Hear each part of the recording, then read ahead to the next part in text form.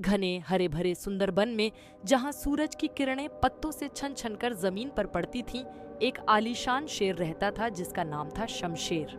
वह जंगल का राजा था और सभी जानवर उसका बहुत सम्मान करते थे। शमशेर के पास एक चमचमाता हुआ सोने का राज मुकुट था जिसे वह अपने पूर्वजों की निशानी मानकर बहुत संभाल कर रखता था। वह उसे केवल खास मौकों पर ही पहनता था। एक सुबह जब शमशेर उठा तो उसने देखा कि उसकी गुफा से उसका राजमुकुट गायब था। ये देखकर वह गुस्से से दहाड़ा। उसकी दहाड़ पूरे जंगल में गूंज गई। सारे जानवर डर के मारे अपनी अपनी जगह पर सहम गए। शमशेर ने तुरंत एक सभा बुलाई। भालू, लोमड़ी, बंदर, हाथी सभी वहां पहुंचे। शमशेर ने गरजते हुए कहा, किसी ने मेरा कीमती राजमुकुट चुराने की हिम्मत की है। अगर कल सुबह तक चोर पकड़ा नहीं गया तो जंगल में किसी की खैर नहीं। जंगल में तनाव का माहौल बन गया। हर कोई एक दूसरे को शक की निगाह से देखने लगा। तभी एक छोटा सा हरे रंग का तोता जिसका नाम मिट्ठू था, उड़कर शमशेर के कंधे पर आ बैठा। मिट्ठू अपनी तेज नजर और बुद्धिमानी के लिए जाना जाता था। उसने धीरे से कहा, महाराज कृपया शांत हो जाइए। गुस्सा करने से कुछ नहीं होगा।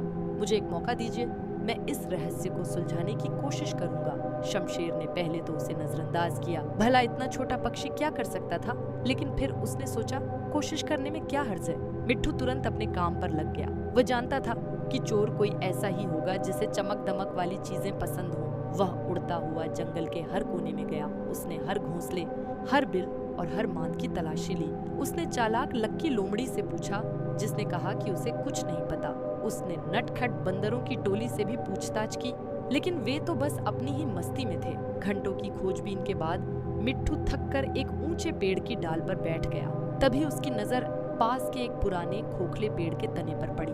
उसे वहां कुछ अजीब सी चमक दिखाई दी। वह धीरे धीरे उड़कर उस छेद के पास गया और अंदर झांका।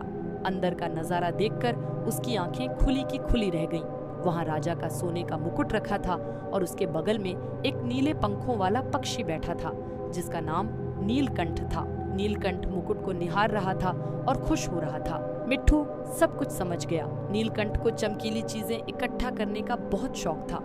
उसने चोरी किसी बुरे इरादे से नहीं बल्कि अपनी आदत के कारण की थी। मिट्ठू चुपचाप वहां से उड़कर सीधे राजा शमशेर के पास पहुंचा। उसने शमशेर को सारी बात बताई। शमशेर गुस्से में नीलकंठ को सजा देने के लिए आगे बढ़ा, लेकिन मिट्ठू ने उसे रोक लिया। महाराज, मिट्ठू ने समझाया, नीलकंठ चोर नहीं है, उसे बस चमकीली चीजों से लगाव है।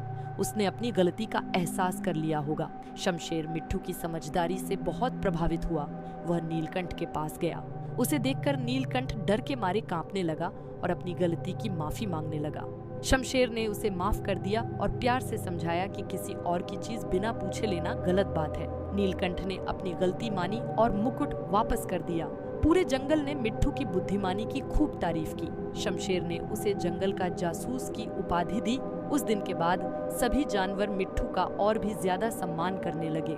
यह कहानी हमें सिखाती है कि ताकत से नहीं बल्कि बुद्धि और समझदारी से बड़ी मुश्किलों को भी हल किया जा सकता है। दोस्तों, अगर आपको यह कहानी पसंद आई तो वीडियो को लाइक करना न भूलें और हमारे चैनल को सब्सक्राइब जरूर करें ताकि हम आपके लिए ऐसी ही और मजेदार कहानियां लाते रहें। धन्यवाद।